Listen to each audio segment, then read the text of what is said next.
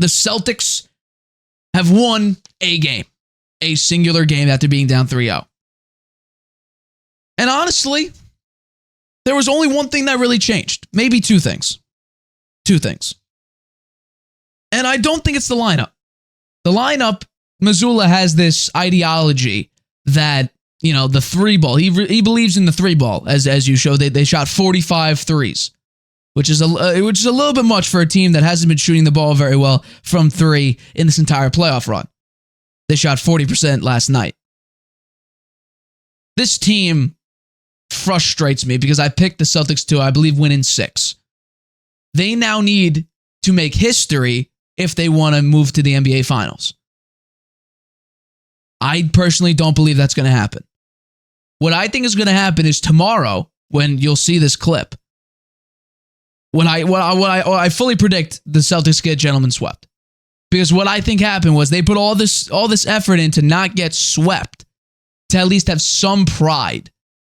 And what happened was Grant Williams actually had a great game. 14 points off the bench. All of his points came from threes and 2 free throws as well. Shot 4 of 6 from 3. I hate this because I don't think people understand. But when Grant Williams was in, yes, he did poke the bear of Jimmy Butler. I fully understand that, and that was a terrible idea. But it's not like he was getting cooked. He wasn't getting dropped. He wasn't getting juked. It was nothing like that. It was simply that Jimmy Butler's just a better player. Jimmy Butler shot over him a bunch of times. Grant Williams actually played great defense. It's not like he was wide open and Jimmy Butler made one move, got right by him, and then was able to like dunk on him or whatever. Grant Williams in game 3 got right up in his face. So he actually played pretty good defense. Jimmy Butler's just obviously, 15 times the player that Grant Williams ever dreams of being. However, in this game, Grant Williams showed up, and Jimmy Butler had a great game as well. He had 29 points, 9 rebounds, and 5 assists. Jimmy Butler did. Shot 4 of 10. However, in totality, he didn't shoot very well, 9 of 21. And the Celtics actually played like the number 2 seed in this game. They played great defense. They forced 15 turnovers, which led to 27 points. That's one of the changes there. They played great defense, and they actually converted on their turnovers. Another thing that happened was they did get out-rebounded, but their second chance points, they were 100% in second chance points, 5 of 5, which is huge. Because in game 4, they out-rebounded, do I have the number here? I believe I have the number here. They out-rebounded the Heat, I believe by, the number is 22 rebounds. They had 20 more offensive rebounds than the Heat did in game 3. The only problem was they couldn't convert on their second chance points. They would get the offensive rebound, but then brick the shot after the board. In this game, they weren't doing that. They were actually converting on second chance points. They were converting on turnovers, and that's a huge thing. And guess what?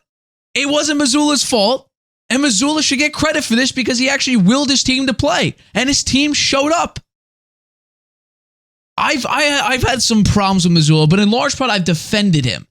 Because he trusts his players. Now, he may be a little over his head because he's a first-time head coach, and his ideology doesn't really fit with what the Celtics team needs.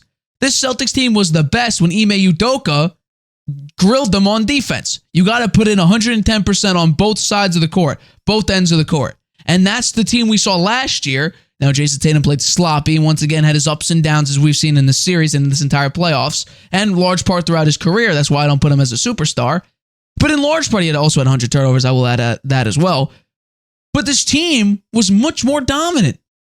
And again, probably for the second year in a row, the Celtics have been the best team, the deepest team in the NBA.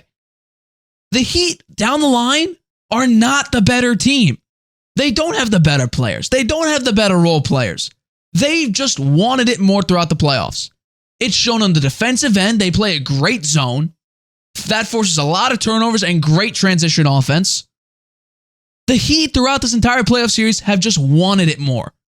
And last night, the Celtics finally showed that they're the number 2 seed. They wanted it last night.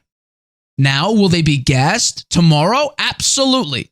Absolutely. I guarantee you the Celtics are not going to have the same performance because they're in the playoffs, they are not better at home.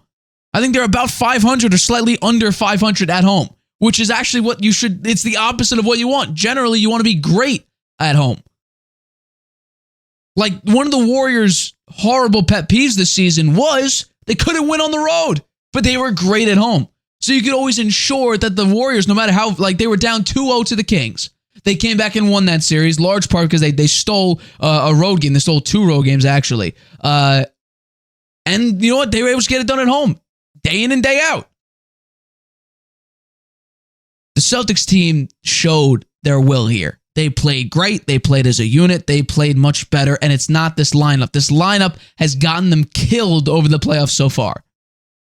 And like, I don't understand why Missoula resorted back to this lineup. Scoring early in the game wasn't their problem. Hell, I believe if I had the number in front of me, I think it's upstairs for me. They've actually averaged fewer points in quarters 1 to 3 with this lineup than they have in quarter 4. Quarter 4 was the main problem, at least scoring-wise. Defensively, they got killed in one of the third quarters. In this game, actually, they dominated in the third quarter, outscoring the Heat by 15. But like that's one of the problems I have. This is something I didn't understand in the Game 3 move to go back to this smaller lineup that focuses more on three-point shooting. You take out Robert Williams, you put in Derek White for three-point shooting. I didn't understand it. Because your problem wasn't shooting early on. Hell, you've actually been scoring more points early in the game with the bigger lineup than you did with your three-point shooting elite lineup. So to me, that made no sense. And honestly, it seems like the change is negligible in this game. Actually, throughout the series. Because it doesn't matter. The Heat have just wanted it more in every single game. And I guarantee you, Marcus Smart and Jaylen Brown each said before Game 4, don't let us win a game. They won Game 4. Now Jimmy Butler and the Heat are going to be reinvigorated. They're going to have much more courage and pride to go into this game and dominate, saying, yeah, you won a game, but we're obviously the better team. We obviously want it more. When down the line, no, they're not. Once again, they just want it more. We saw it in the Bucks series, even when Giannis was out. By the way, they lost. The Heat lost the game with Giannis out. But against the Knicks, I saw it up close and personal once. I went to 2 games. I went to Game 5. They won that game, but it actually was closer than people think. And then in Game 1, the Knicks just played stupid ball and the Heat wanted more. In the Knicks series, you could just tell the Knicks were not ready to play. They did not have the intention to win the series. They obviously wanted to, but they didn't really want to show it with a lot of pride, with a lot of courage. And the Heat, sort of stomped all over them. And in this series, the Celtics think they can go in and say, oh, this is the 27th best three-point shooting team. They're hurt. The 20-point score off the bench in Tyler Hero's out. Victor Oladipo, who gives you solid minutes, he's also out. We can just walk all of this. It's going to be an easy finals run. And you go down 3-0. And your back's against the wall. And you're on the verge of getting swept. And you had to pull out a performance like this. Now, what are we going to expect from Jayson Tatum? In elimination games, he's great. However, throughout these playoffs, it's been 20-plus point game, sub-20-point game. Then immediately after, plus 20-point game, sub-20-point game. This is what Jayson Tatum has been throughout these playoffs. Now, he actually started... I got nervous early on because Jayson Tatum started off, the first 5 minutes, he had 3 turnovers. I was like, oh, come on, what are you doing here? The Heat seemed like they wanted more. They were still playing great defense. And the Celtics finally caught fire. Jayson Tatum made 2 really great threes in the third quarter. It was Caleb Martin. He had a horrible third quarter. He went 0 for 3 in the third quarter. They just could not, get it going in the third quarter. And that's when the Celtics took over and finished out the game. So I fully expect, even though I picked the Celtics to win the series in 6, which can't happen anymore, and I don't expect them to win at all anymore, I fully expect the Celtics to get gentlemen swept. And that's what will happen. The Celtics will get gentlemen swept tomorrow, or I guess if you're seeing this today.